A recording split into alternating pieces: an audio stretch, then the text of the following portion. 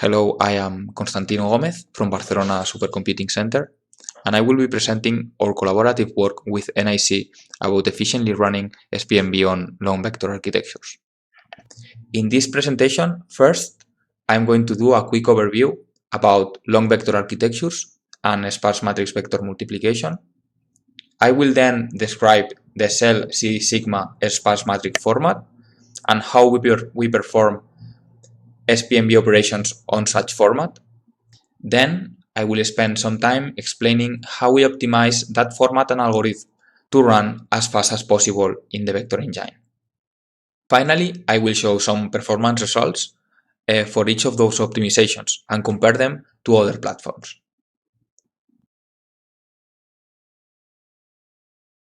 Vector architectures allow us to do operations with a single instruction on multiple data elements.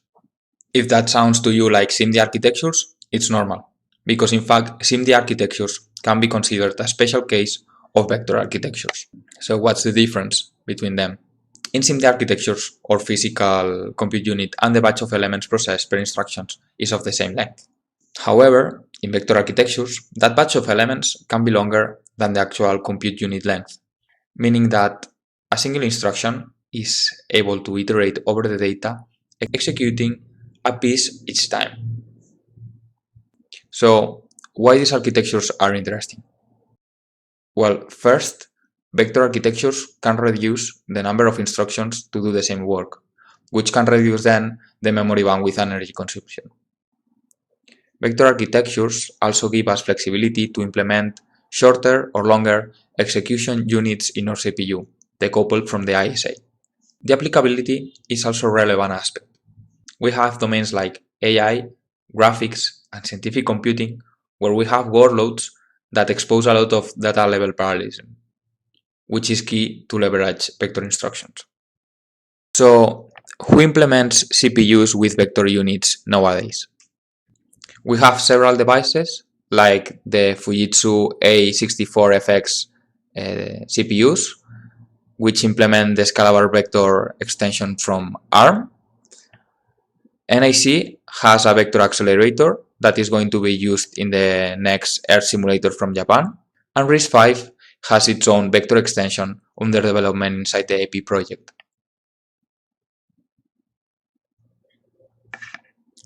So I will show now one example of vector architecture implementation, which is the vector engine accelerator from NIC. I will just do a quick overview. This accelerator has 8 cores running at 1.6 GHz, and the total peak performance of the 8 cores is around 2.4 teraflops, double precision. The ISA supports operations with vector length up to 256 elements, also double precision. As for the memory, it has 6 HBM2 modules, as we see here, connected to the last level cache with a bandwidth of 1.2 terabytes second. The last level cache is shared between cores and has a total capacity of 16 megabytes. Now, the most relevant parts of the accelerator for this presentation are the vector units. Each core has 64 registers, and each register can store up to 256 elements. Now, the physical length of the vector units is 32 elements. The pipeline is segmented and it gives a throughput of 32 elements per cycle. If we want to compute 256 elements, it will take roughly 8 cycles to finish all of them. Moving on, why do we care about SpMV? First, because it's a key kernel in scientific and production applications. For example, fluid dynamics and conjugate gradient codes will expend a significant part of their execution time doing SpMV. And second, it is a valuable tool for benchmarking new architectures. It has high memory bandwidth requirements and its sparse accesses are challenging to vectorize. So just for refreshing it, this is a sparse matrix vector multiplication being solved in a naive way. Sparse matrix A is multiplied by a dense vector X, and then results are stored in Y vector. also dense. Okay, so to solve this, we just multiply and add the non-zero elements by vector x, row by row, until we finish. So if we could ask for the perfect sparse matrix format to store and compute SpMV, it would be one that has only non-zero values stored in the matrix A, as zero values are useless. The algorithm would allow for 100% utilization of the vector units, and very important, an ordering of the elements that maximizes the locality of accesses, the reuse of data to the vector x. SL sigma sparse matrix format is not perfect, but it is a good starting point.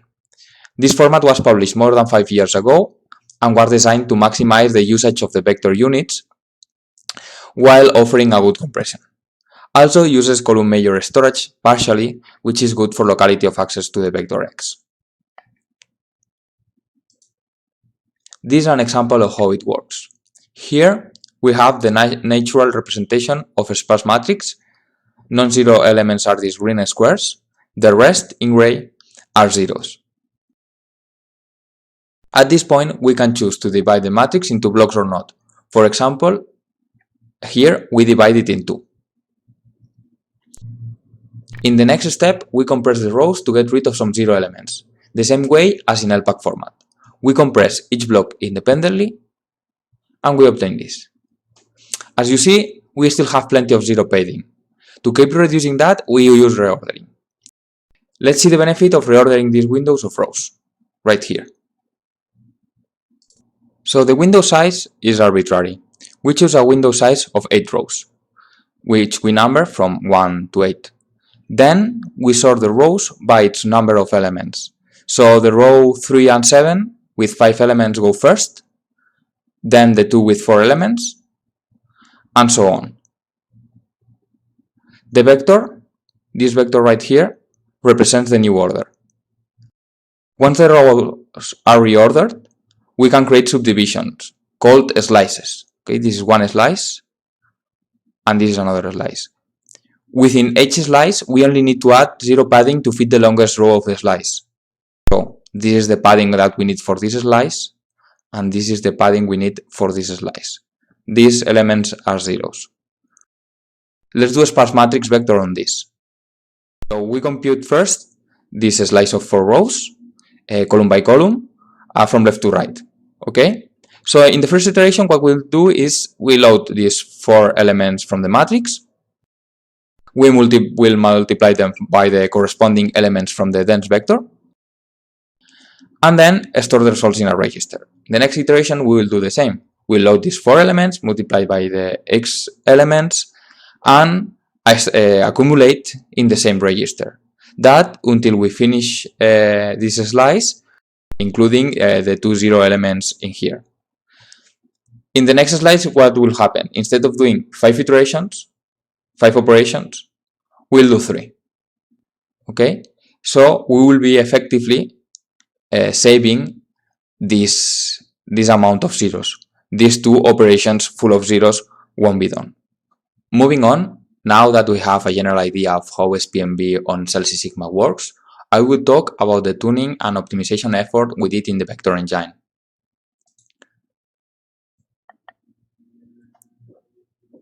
The vector engine has 8 cores, so the first thing we did is to find a proper parallelization approach. For that, we divide the workload of the matrices in tasks. As different rows might have different number of elements, dividing by rows, it might create highly uneven tasks.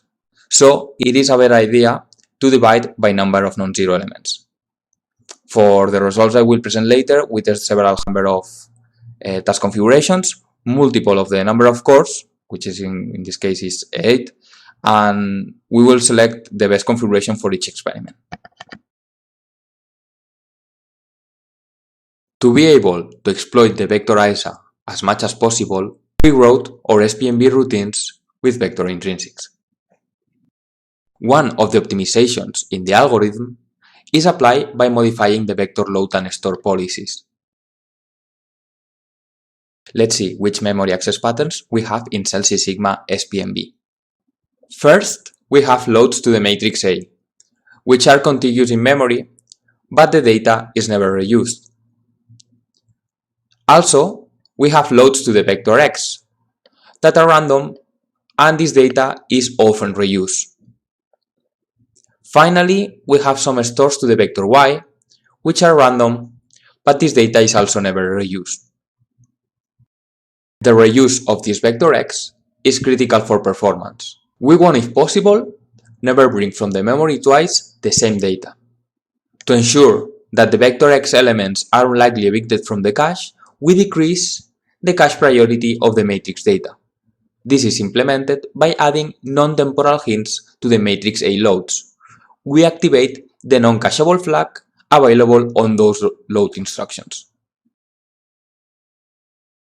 In the case of the stores, as the data or item won't be read again during the SpMV, we allow to the memory subsystem to reorder the vector y stores as it is convenient. This is implemented by activating the overtake flag in this case, in the store instructions.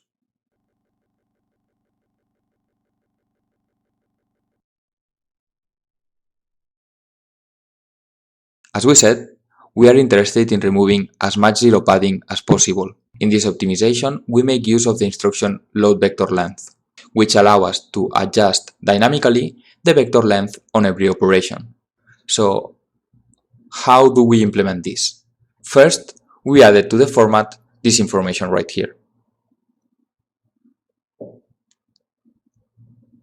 This information stores the length of every operation we are performing for each slice. On the first slice, all the operations compute 4 elements except the last one, which computes only 2. So in the last iteration, we change the vector length from 4 to 2. This way, these elements will never be accessed. Therefore, we actually don't need these elements here, so we can safely remove them. And we will be eliminating all the zero padding elements from the matrix like this. While this is not going to be very useful for matrices that are very regular, meaning that the number of elements on each row is similar for all the rows, it can have a good impact in performance for the matrices that are very irregular.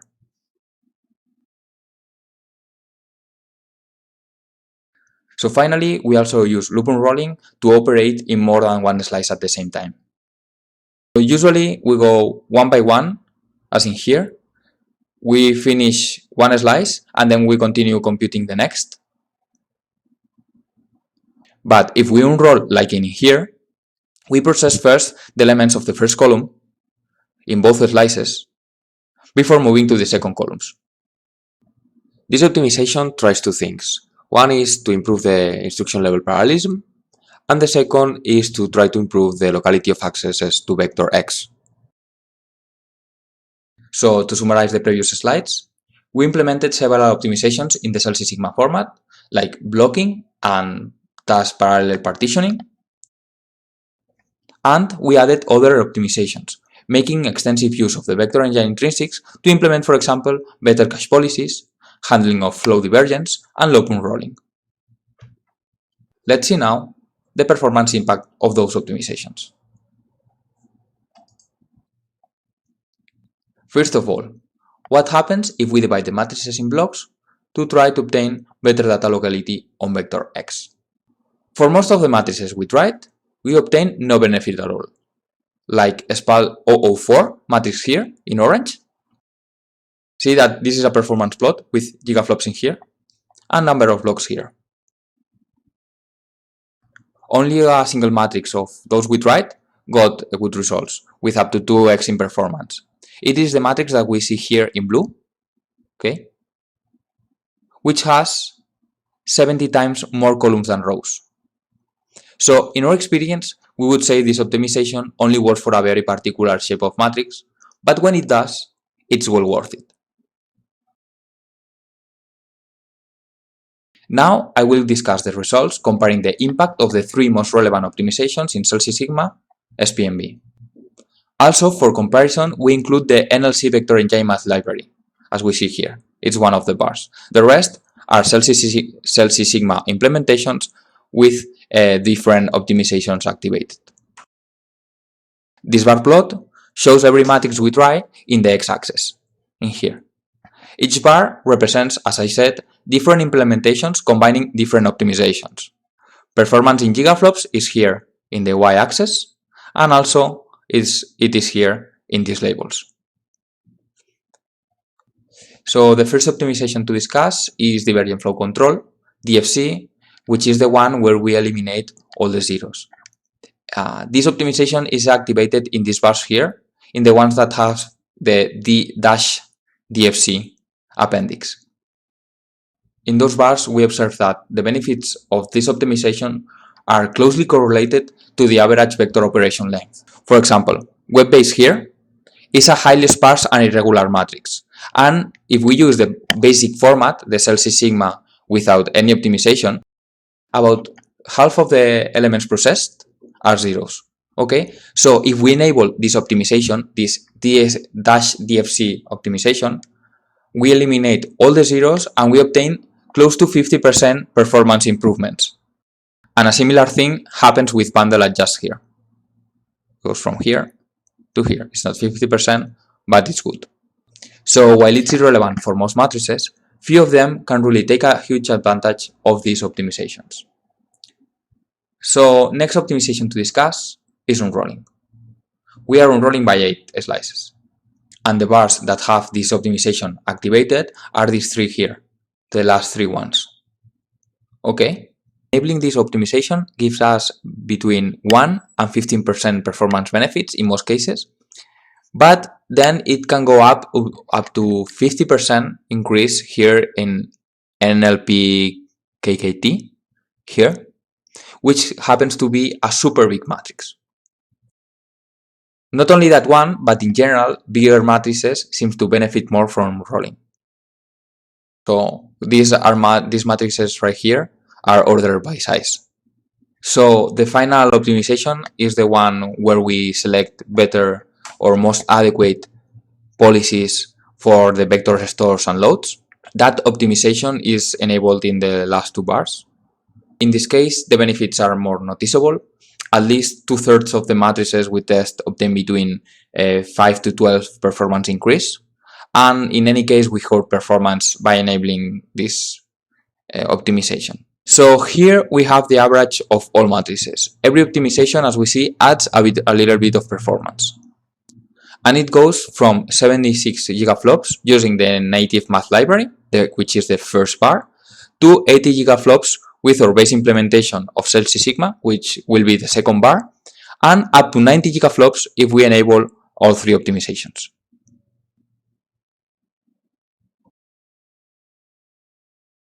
So we also compare the compute efficiency between platforms.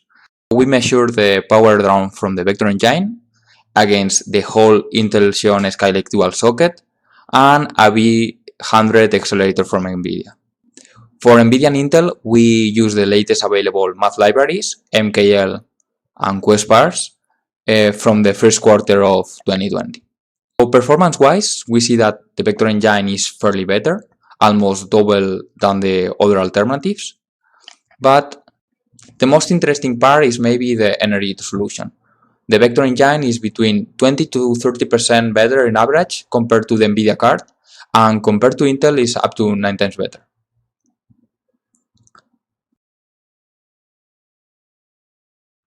So finishing this presentation, these are the key aspects of our work. It's important to highlight that we implemented with Intrinsics and see the Celsius sigma, SpMV, and explore many optimizations. We introduced a novel divergent flow control approach to take advantage of the pipeline vector floating point unit. And we obtained an 80% average speedup versus or compared to the NIC math library in our tests. So it's important to remember that in SpMV, one implementation never fits all the matrices. Even using the same architecture, we must tune several parameters for each matrix to obtain good performance. And that's everything from me. Thanks all for listening. And if you want to download any of our SpMV codes, you will find them all here.